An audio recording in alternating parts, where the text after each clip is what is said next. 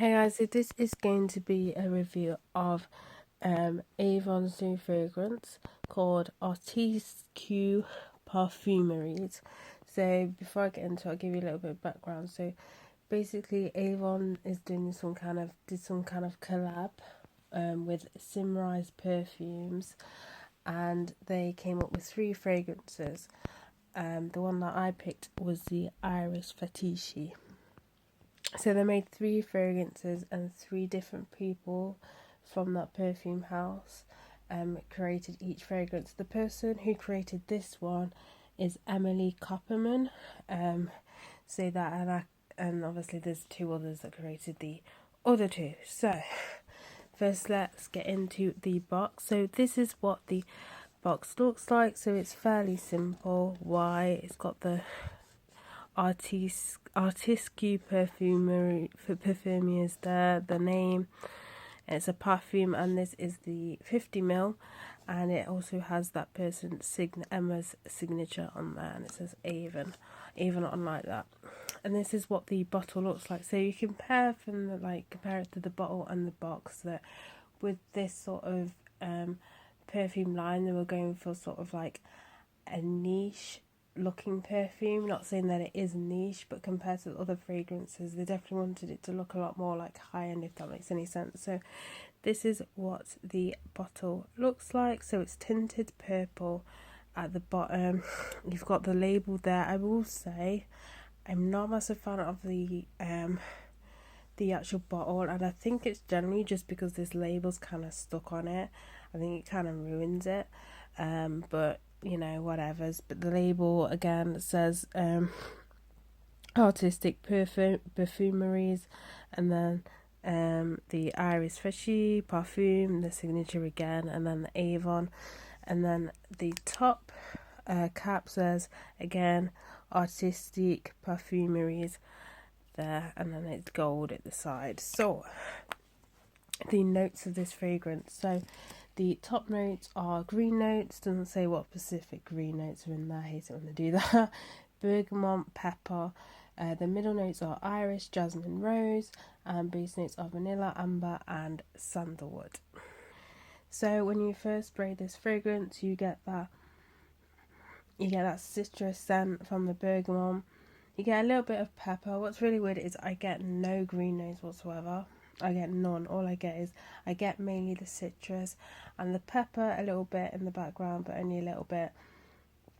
As it gets through the fragrance, you get the iris that starts to come in, the jasmine, the rose, that heavy floral. So it is a heavy floral, but I'll get into it in a minute. So it comes in heavy with the floral. So if you're not a massive fan of florals, you might not actually like this one because it is heavy in florals.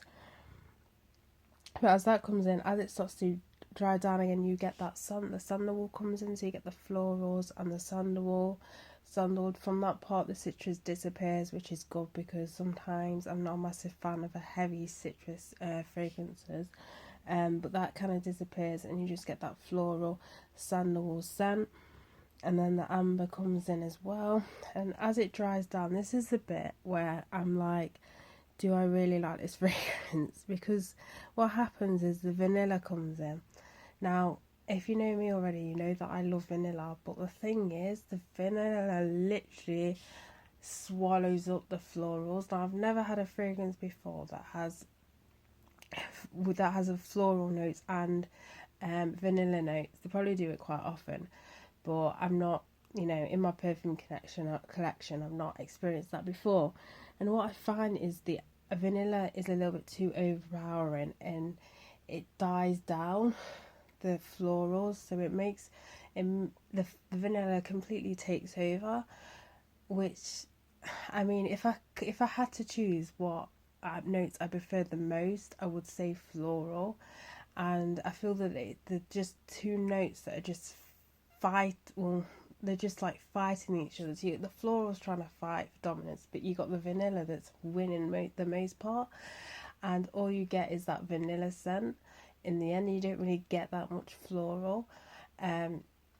Saying that, I mean, close up, you'll close up smelling it, you'll get the floral, but smelling it on yourself and lineages I can't even, this, what do you call it again?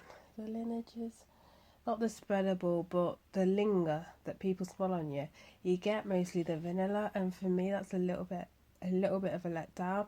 I think if they got rid of the vanilla and then kept it as like a floral, kept the floral, the sandalwood, the amber, I think I'd prefer it a lot more. I think the biggest mistake was putting in the vanilla, because it just completely takes over and it kind of changes the whole fragrance of the scent. As going in, you expect it to be too floral, but when it gets to the dry down, it's more kind of vanilla-y than floral, with a hint of floral instead. So for me, I didn't really like that choice.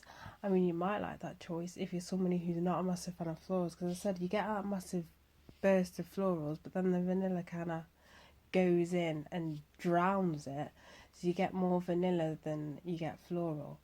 But for me, I just find that they don't really, instead of going in harmony, they kind of find each other, if that makes any sense. It just doesn't smell like they'd go together at all.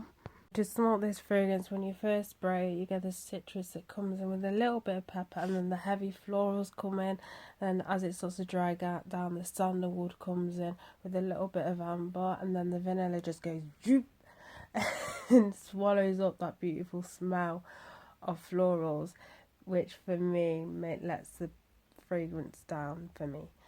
But yeah, that is it for this review, so bye guys.